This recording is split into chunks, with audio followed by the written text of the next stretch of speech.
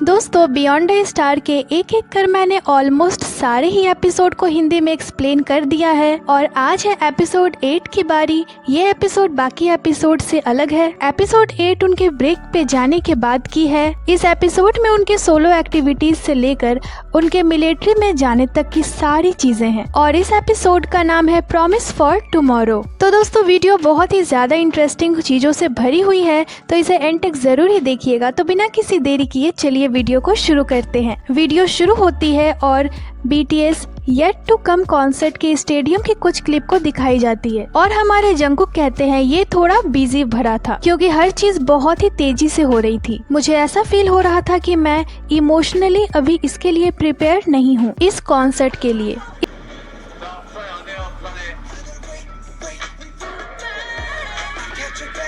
इसके साथ ही हमारे शुगा कहते हैं ये बात मुझे मेंबर से बहुत ही ज्यादा महसूस हुई जब मैं बुसान कॉन्सर्ट के लिए प्रिपेयर कर रहा था। हम बहुत ज्यादा एफर्ट लगा रहे थे ताकि हम हर कोई को दिखा सकें कि ये अभी भी हमारे पास है। हम कुछ धमाकेदार और जोरदार कोरियोग्राफी पे भी परफॉर्म करने वाले थे, जैसे कि रन सॉन्ग। हर कोई उत्साह से भरा हुआ था। कुछ मेंबर्स तो डांस सीखने के लिए जल्दी आ जाते थे और कुछ तो देर तक रुकते थे ज्यादा प्रैक्टिस के लिए, जैसे कि मैं। मुझे लगता है हम वैसे ही रहेंगे इवेंट टाइम बीतने के बाद भी। इसके साथ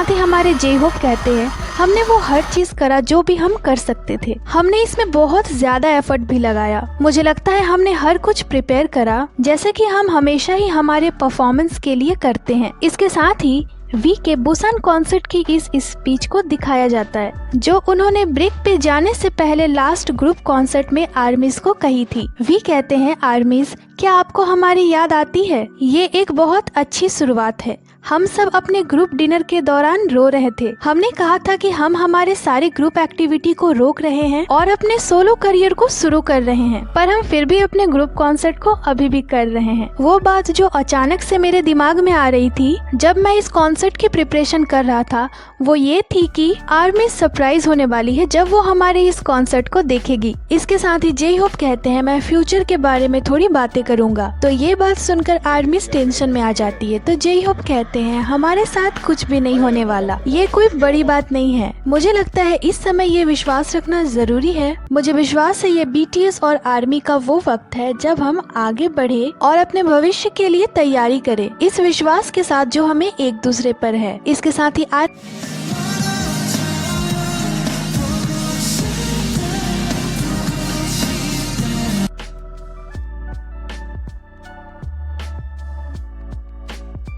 प्रेम कहते हैं क्या ये पॉसिबल है इस तरह के आइडल इमेज को पाना एक आइडल ग्रुप के लिए, वो भी उनके 30s के दौरान। हम हासिल करने गए थे इस इमेज को जहां हम सातों एक साथ रहे एक टीम की तरह और इंडिविजुअली अपना काम भी पूरा किया। हम डिसअपॉइंटेड नहीं होना चाहते थे। मेरी यही ख्वाहिश है कि मैं एक आइडल और एक K-pop ग्रुप का नेक्स्ट चैप्टर दिखाना चाहता हूँ, एक ऑसम और प्रॉपर वे में। इसके साथ ही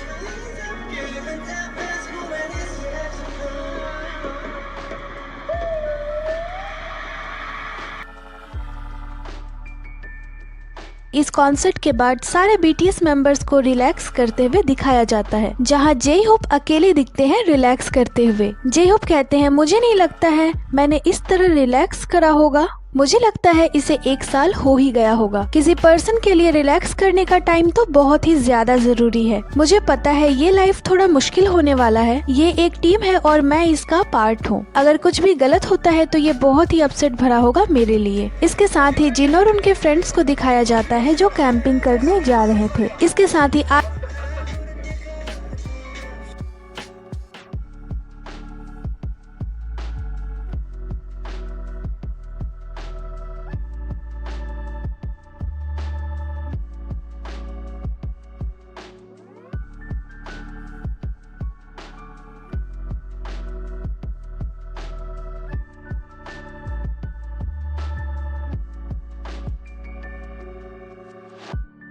आर्यन कहते हैं ऐसा फील हो रहा था कि हमने आधे मैराथन तक दौड़ लिया है। एक बार जब आप 3 से 4 माइल्स तक दौड़ लेते हो तो आपको कोई आइडिया नहीं होता कि आप कहाँ हो। और मुझे लगता है कि मैं बस 3 से 4 माइल्स ही दौड़ूंगा, लेकिन आखिरकार मैं ओलंपिक तक चला गया और ऐसा लग रहा था कि एक अमेरिकन ब्रॉडकास्ट कंपनी हमारे इस मैराथन को ब्रॉडकास्ट कर रही है। तो सारी चीजें मुझे ऐसी फील हो रही थी। तो मुझे सच में एक ब्रेक चाहिए था।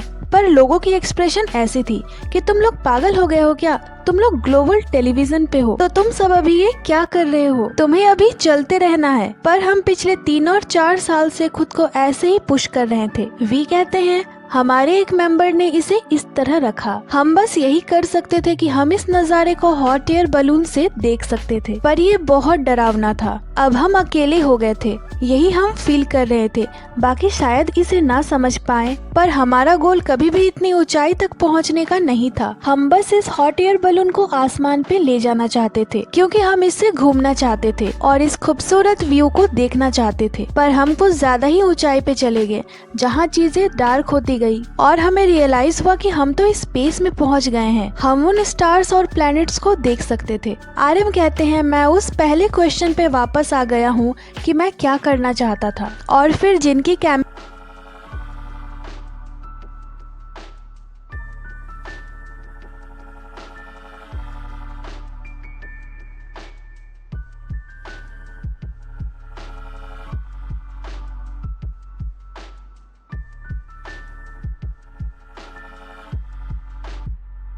के क्लिप को दिखाया जाता है, जहां जिन कहते हैं मेरी फिंगर थोड़ी जल गई है, तो उनके फ्रेंड कहते हैं इसमें आइस लगाओ, तो जिन कहते हैं मैं बहुत लेजी हो गया हूँ। और फिर जिन अपने फ्रेंड्स के साथ बातचीत करते हैं और अपने दोस्तों के बारे में भी कुछ कुछ बताते हैं। इसके साथ ही जंकुक को दिखाया जाता है। जंकुक कहते हैं मैं एक ऐसी जगह पे जा रहा हूँ जो मेरी बॉडी को फिट रखने में मदद करेगी। और फिर जंकुक डॉक्टर के पास पहुँचते हैं, जहाँ वो पहले भी जा चुके थे, और डॉक्टर उनसे पूछती है आप उस ड्रिंक को पी रहे हो जो हमने आपको दी थी। तो जंकुक कहते हैं नहीं, मुझे माफ कर दीजिएगा। तो उनके इस प्यारे से जवाब को सुनकर डॉक्टर भी हंसने लगती है। जंकुक कहते हैं मैंने उसे एक बार भी नहीं पिया है। फिर डॉक्टर उन्हें कुछ चीजें रिकमेंड करती है और जंकुक की चेकअप होती है। और इसके बाद फीफा वर्ल्ड कप की क्लिप को दिखाया जाता है। जंकुक कहते हैं मैंने हूँ, चाहे मैं कितना भी पॉपुलर क्यों न हूँ और मेरे पास कितने भी पैसे क्यों न हो, मैं इन चीजों को करना चाहता हूँ, जैसे वीडियोस, आर्ट, फोटोग्राफी अपने लोगों के साथ। ये एक अलग चैलेंज है, मुझे अब चीजों को अकेले ही करना होगा। मैं बीटीएस के थॉट्स को जाने नहीं दे रहा। ऑफ कोर्स बीटीएस मेरे लिए सबसे पहले आती है। अगर ऐसा वक्त आएगा जब हमें फिर से एक साथ आना होगा, एक टीम बनकर फिर से, तो इसके लिए मैं तुरंत ही वापस आ जाऊंगा। जंकुक कहते हैं ओकेजनली मेरे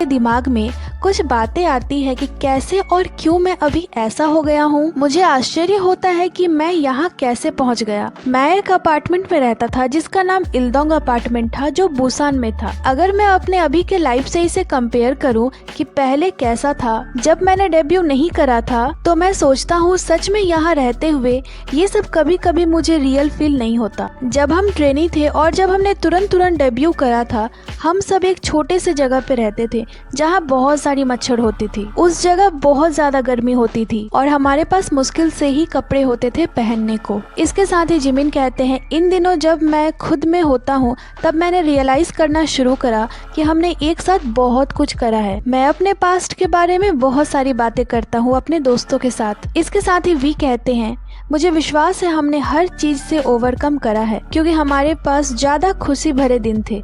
मैं उन मोमेंट्स का शुक्रगुजार हूँ। मुझे विश्वास है उन मोमेंट्स ने ही मुझे हेल्प करा है अपने मुश्किलों से ओवरकम करने में। इसके साथ ही शुगा कहते हैं मैंने ये ढूंढा कि ये मेरे लिए सही नहीं है कि मैं सिर्फ रेस्ट करूँ। मैंने अपने फ्यूचर की प्लानिंग करनी भी बंद कर दी थी बिजी रहने की वजह। मैं बिजी रहना चाहता हूँ और वो करना चाहता हूँ कि क्या मेरे लिए मजेदार है और क्या मैं करना चाहता हूँ। इसके साथ ही जिमिन कहते हैं ऐसा वक्त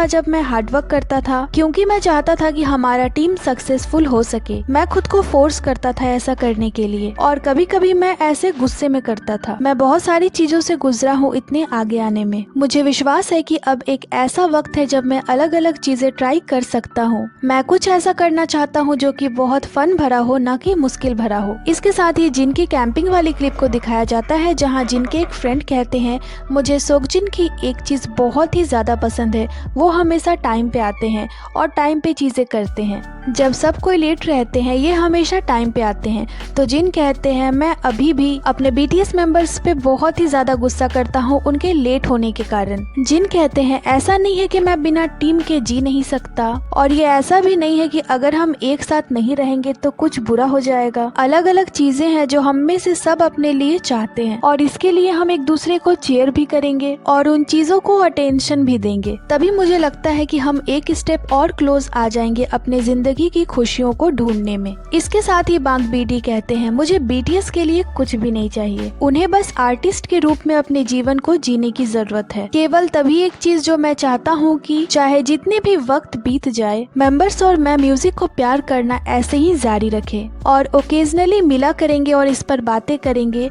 और एंजॉय करेंगे। मुझे लगता है कि उनके पसंद का स्वाभाविक परिणाम इम्पोर्टेंट है। इसके साथ ही जिमिन कहते हैं, बहुत सारी इमोशनल सिचुएशन उस दौरान हो रही थी। जब मैं पीछे देखता हूँ तो देख सकता हूँ कि बहुत सारी चीजें हुई है। मैं अपने पेरेंट्स से बात करता हूँ और अपने दोस्तों से और अपने मेंबर्स से और अपने फैंस से भी, दूसरे आर्टिस्ट के जैसे। मुझे लगता है इसी वजह से हम ग्रो कर पाए। इसके साथ ही आरएम कहते हैं, मैं हमेशा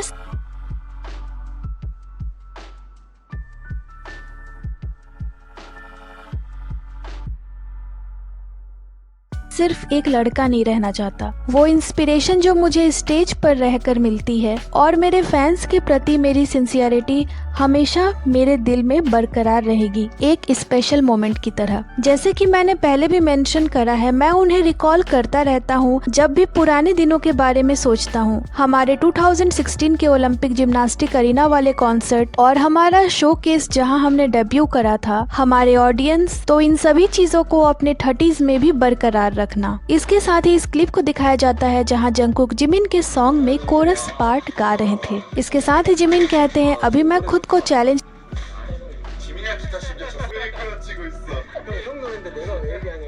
कर रहा हूँ, उन चीजों को कर रहा हूँ अपने मेंबर्स के सपोर्ट के साथ। चीजों को खुद करना बहुत फन भरा है, अब मुझे एक्सपीरियंस भी हो गया है। ये कुछ ऐसा है जो मैं बाकी मेंबर्स से डिस्कस किया करता था। बीटीएस एग्जिस्ट करती है और मैं बीटीएस के साथ एग्जिस्ट करता हूँ, तो मैं डेस्परेटली इसे कंटिन्यू करना चाहता हूँ और इसे एक लंबे वक्त तक करना चाहता हूँ। इसके साथ ही अब इस क्लिप को दिखाया जाता है जहाँ मिलिट्री में जाने से पहले जिन अपने बालों को शेव कर रहे थे। जिन अपने बालों को पहले तो खुद ही काटते हैं और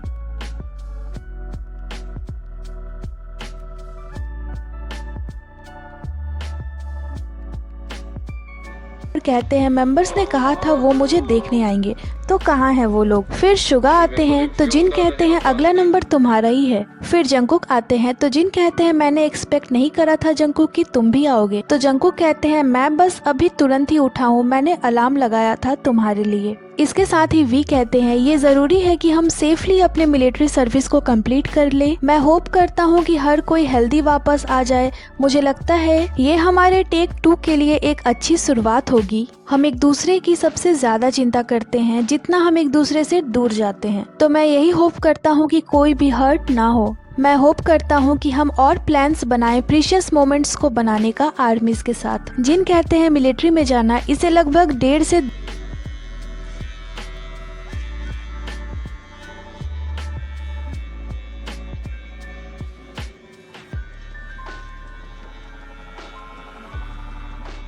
दो साल लगने वाले हैं। मुझे आश्चर्य है कि क्या वो समय अलग होगा। पास्ट में ये इम्पोर्टेंट था कि हम सातों एक साथ रहें हर दिन, पर अब 10 साल बीत चुके हैं। आप हमेशा एक साथ नहीं रह सकते फैमिली की तरह। आपका परिवार तब तक है जब तक आपके दिल एक हैं। और इसके बाद एक अनाउंसमेंट आती है कि बीटीएस ने अपने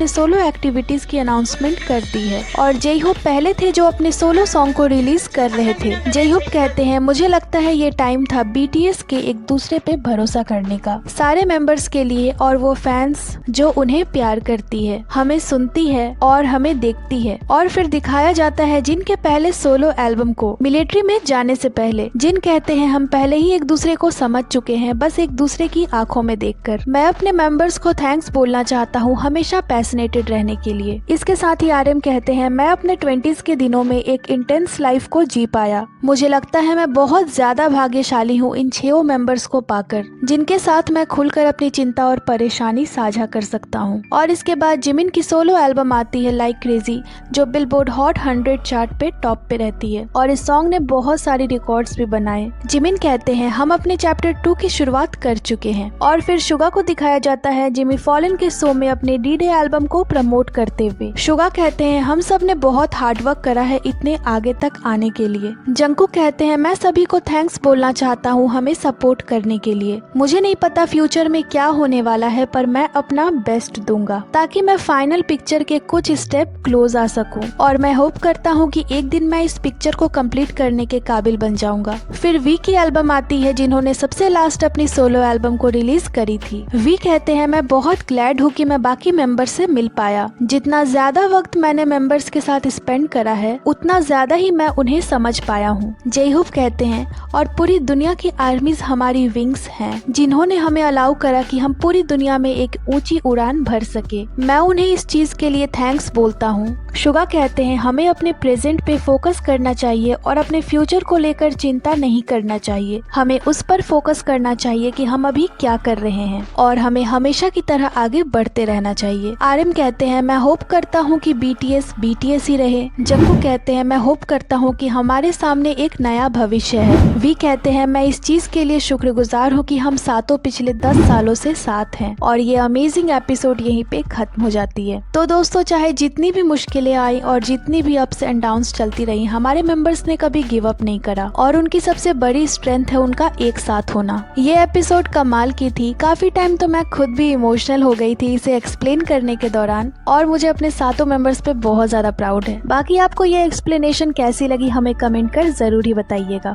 तो दोस्तों, ये थी आज की वीडियो को लाइक करें, चैनल को सब्सक्राइब करें। इसके साथ ही आप हमें इंस्टाग्राम पे ही फॉलो कर लें, जिसकी लिंक चैनल पे दी हुई है। अपना बहुत सारा ख्याल रखें। मिलती हूँ आपसे अगले वीडियो पे।